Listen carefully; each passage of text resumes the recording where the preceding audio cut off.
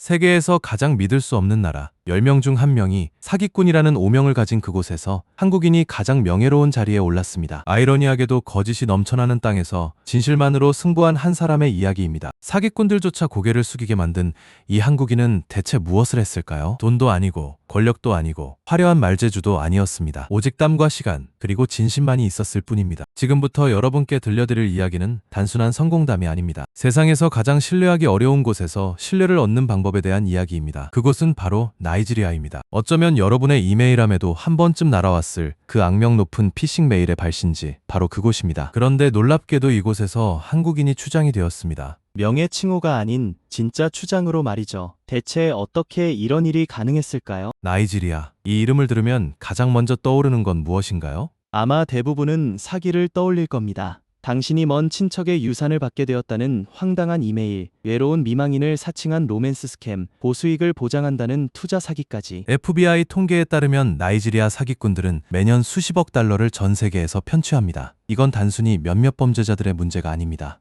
구조적인 문제입니다. 나이지리아의 청년 실업률은 35%에서 50%에 달합니다. 대학을 졸업해도 일자리가 없습니다. 정치 부패는 만연하고 경제는 불안정합니다. 그런데 여기에 완벽한 조건이 하나 더 있습니다. 영어가 공식 언어라는 점입니다. 인터넷 보급률도 아프리카에서 상위권입니다. 사기를 치기에 이보다 좋은 환경이 또 있을까요? 더 충격적인 건 문화적 측면입니다. 일부 지역에서는 사기꾼, 그들이 말하는 야후, 보이가 부러움의 대상이 되기도 합니다. 범죄가 아닌 생존 수단으로 받아들여지는 겁니다. 그렇다면 이런 곳에서 외국인이 신뢰를 얻는다는 건 가능이나 할까요? 역설입니다. 나이지리아는 아프리카 최대 산유국입니다. 2억 명이 넘는 인구를 가진 대륙 최대 경제 대국입니다. 천연자원도 풍부합니다. 그런데 왜 이렇게 가난할까요? 풍요 속의 빈곤, 이것이 나이지리아의 진짜 얼굴입니다.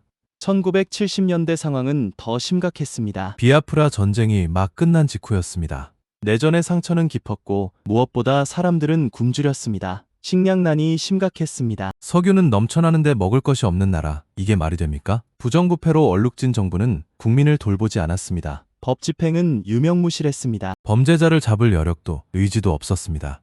이런 환경에서 젊은이들은 선택의 기로에 섰습니다. 굶어 죽을 것인가 아니면 다른 방법을 찾을 것인가. 그래서 많은 이들이 사기의 길로 접어들었습니다. 하지만 바로 이 절망의 시기에 한 한국인이 이 땅을 밟게 됩니다. 그는 사기꾼이 아니었습니다. 식물학자였습니다. 1971년 한상기 박사는 나이지리아 땅을 처음 밟았습니다. 국제 열대 농학연구소에 파견된 그는 낯선 풍경에 압도당했습니다. 전쟁의 상처가 곳곳에 남아 있었습니다. 무너진 건물, 황폐한 농토, 그리고 무엇보다 사람들의 눈빛에서 보이는 절망. 한 박사가 마주한 건 단순한 가난이 아니었습니다. 희망을 잃어버린 사람들이었습니다. 농촌 마을을 방문할 때마다 그는 같은 질문을 받았습니다. 당신은 또 무엇을 가져가려고 왔느냐고. 외국인에 대한 불신은 뼈에 사무쳐 있었습니다. 식민지 시대의 기억, 착취당한 역사, 그리고 최근까지 이어진 내전. 백인이든 아시아인이든 외부인은 모두 의심의 대상이었습니다. 한 박사는 한국인이었지만 그들에게는 그저 또 다른 외국인일 뿐이었습니다. 연구소 안에만 머물 수도 있었습니다. 안전하고 편한 길이었습니다. 하지만 그는 다른 선택을 했습니다. 현장으로 나가기로 한 겁니다. 사람들이 실제로 굶주리고 있는 그곳으로 말이죠. 한 박사의 임무는 명확했습니다. 카사바를 개량하는 것. 카사바는 나이지리아 사람들의 주식입니다. 하지만 당시 카사바는 문제가 많았습니다. 병충해에 약했고 수확량도 적었습니다. 한 박사는 실험실에만 틀어박히지 않았습니다. 직접 농장을 돌아다녔습니다.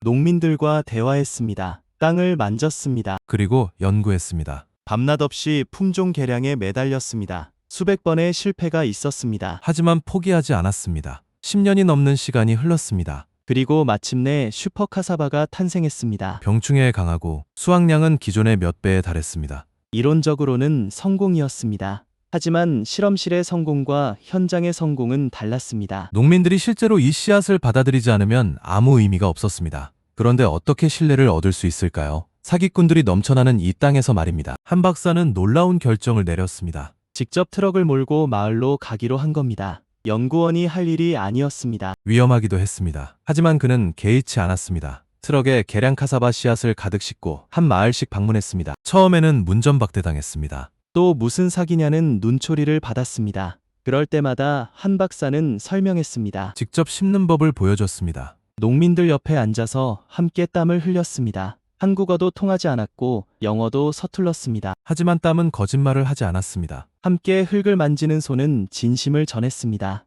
시간이 지나자 변화가 일어났습니다. 한 박사가 나눠준 씨앗에서 정말로 튼튼한 카사바가 자랐습니다. 수확량이 눈에 띄게 늘었습니다. 소문이 퍼졌습니다. 저 한국인은 진짜라고. 저 사람은 우리를 속이지 않는다고. 점점 더 많은 마을에서 한 박사를 찾았습니다. 그는 지치지 않고 다녔습니다. 10년, 20년. 한 박사는 나이지리아 농민들의 친구가 되어 있었습니다. 1983년 역사적인 순간이 왔습니다. 요르바족 이킬의 마을에서 한상기 박사를 추장으로 추대하기로 결정한 겁니다. 세리키 아그베, 농민의 왕이라는 칭호였습니다. 외국인이 나이지리아 전통 추장이 된 최초의 사례였습니다. 이건 단순한 명예 칭호가 아니었습니다.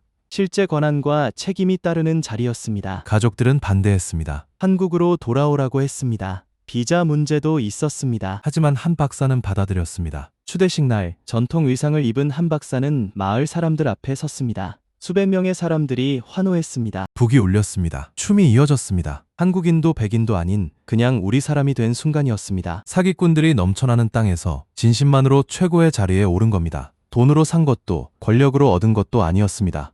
오직 함께 흘린 땀과 시간만이 있었습니다. 그 순간 증명된 겁니다. 거짓이 아무리 많아도 진심은 결국 통한다는 것을 말이죠. 40년이 지난 지금도 한상기 박사의 이야기는 나이지리아에서 회자됩니다. 슈퍼 카사바는 지금도 수백만 명을 먹여 살립니다. 한 박사가 뿌린 씨앗은 단순히 농작물이 아니었습니다. 신뢰의 씨앗이었습니다. 세계 최악의 사기공화국이라 불리는 곳에서 한국인은 어떻게 가장 명예로운 자리에 올랐을까요? 답은 간단합니다. 진심과 헌신, 그리고 시간입니다. 사기가 횡행하는 곳일수록 진짜의 가치는 더 빛이 납니다. 거짓이 많을수록 진실은 더 귀해집니다. 한 박사는 말이 아닌 행동으로 증명했습니다. 연구소가 아닌 농장에서, 논문이 아닌 땀으로 말이죠. 우리가 배워야 할 건 이겁니다. 신뢰는 사는 게 아니라 쌓는 것입니다. 하루아침에 얻어지는 게 아니라 수십 년에 걸쳐 만들어지는 것입니다.